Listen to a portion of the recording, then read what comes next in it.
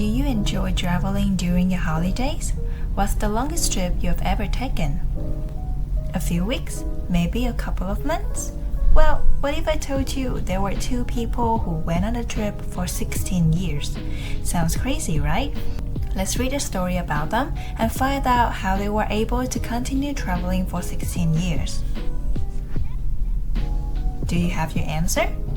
That's right, they sold their house to pay for the trip, managed to keep selling, and didn't stop exploring.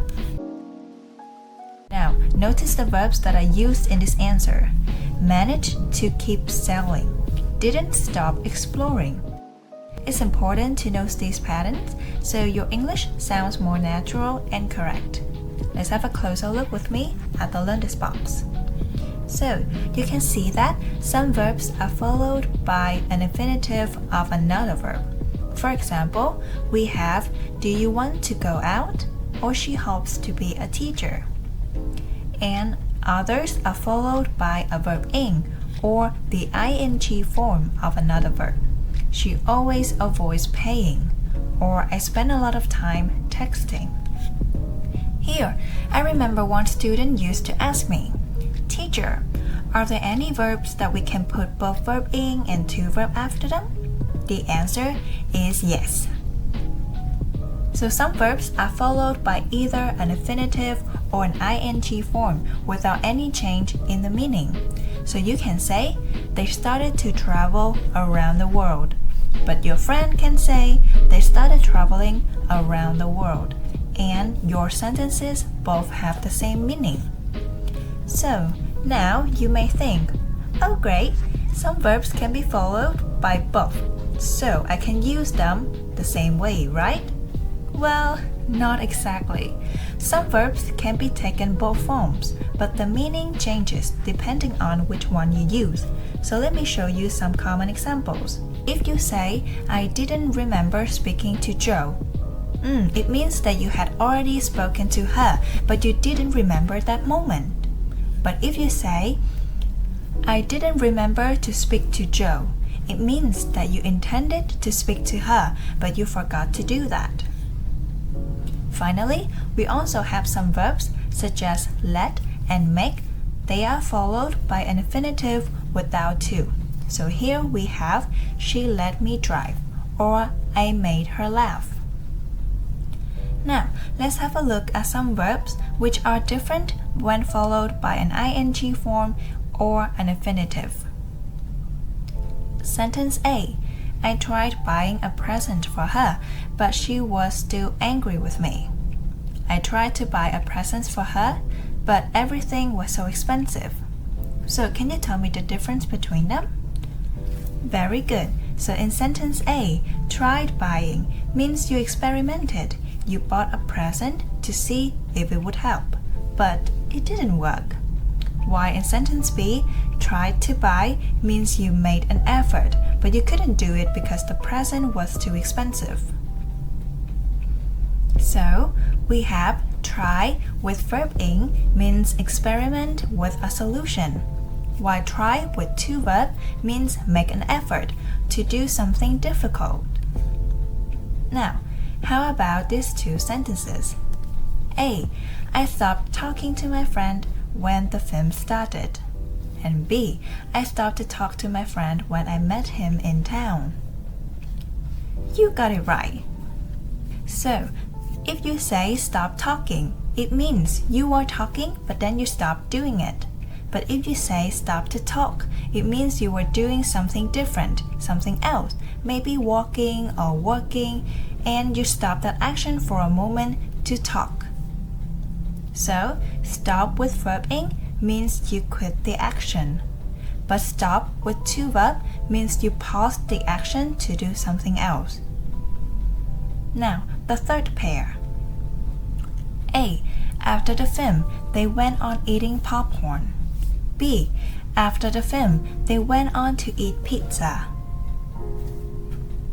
In sentence A, went on eating means they continued eating popcorn. They were already eating and just kept doing it. In sentence B, went on to eat means they finished one thing, which is watching the film, and then started to do something new, which is eating pizza. So, go on with verb ing means continue the same action, while go on with to verb means move on to do something different. Okay, now pair number 4. Can this pair challenge you? I won't forget visiting the Taj Mahal. It was amazing. B. I won't forget to visit the Taj Mahal. I've heard it's amazing. That's really good. Forget visiting means you already went to the Taj Mahal and it was so special and you've always remembered that experience. But in sentence B, forget to visit means you haven't gone yet, but you're making sure that you'll remember to do it in the future. Moving on to the next exercise, you're going to complete the text with the infinitive, with or without to, or the ing form of the verbs in the brackets.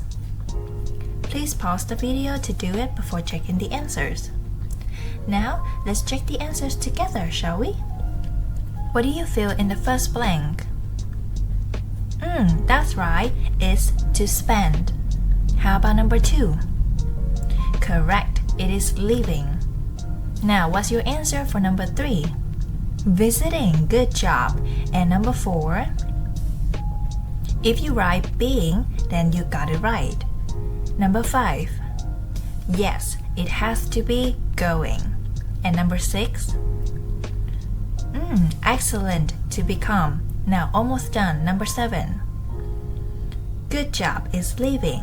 Number 8. Yes, that's to pay. And how about number 9?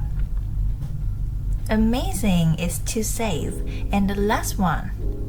Staying, good job. Wow, I can see that you have nailed a lot of questions so far, so let's challenge yourself with a more difficult task. Now, number 1, I can't remember. Distress. Someone might have given it to me. I wonder what could be the answer. Excellent. Buying. Since here we are recalling a memory in the past, right? So we use remember with verb ing. Now, next question, number 2. If only I had taken part in a singing contest. I didn't do that. Good job.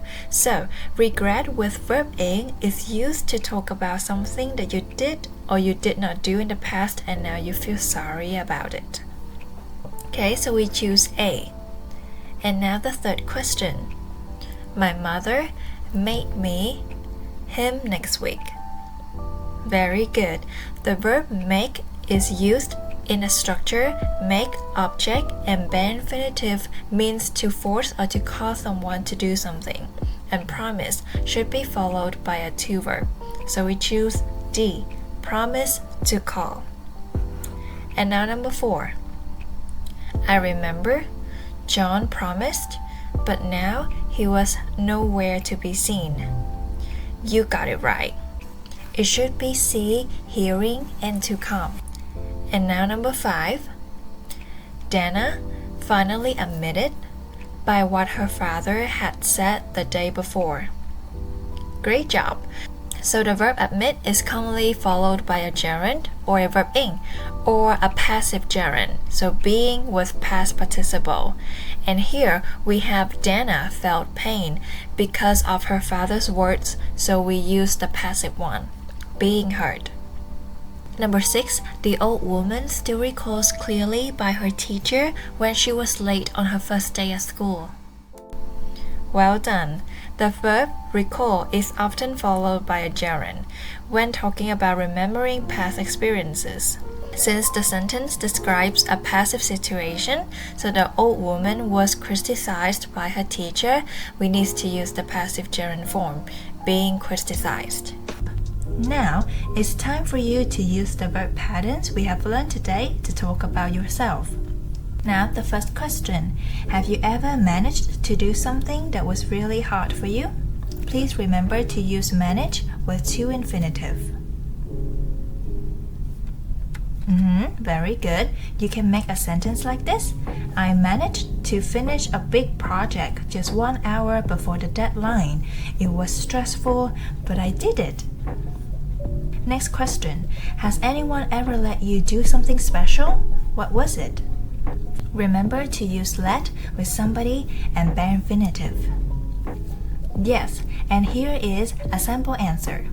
Yes, my friend let me drive his motorbike once. I was nervous but excited. And the last one. Have you ever tried talking to locals in a foreign language while traveling? Remember to use try with verb in. Very good. So this is my answer. I tried speaking Japanese in Tokyo. They were very kind, although I made mistakes. So what's yours? Good job. You have done really good today. Please remember to review everything you have learned, and I see you guys next time. Goodbye.